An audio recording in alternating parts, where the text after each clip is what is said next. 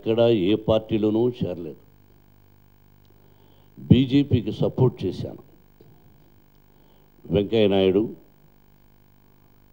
ఆ రోజు ఉన్నారు, విద్యాసాగర్, వీళ్ళందరూ ఆత్మీయులు.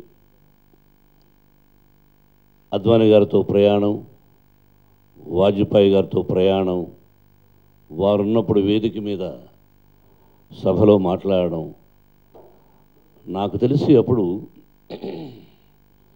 18% బీజేపీకి వచ్చింది నేను సపోర్ట్ చేసినప్పుడు. అది ఇయర్ రాసి పెట్టుకున్నాను, గుర్తుంది.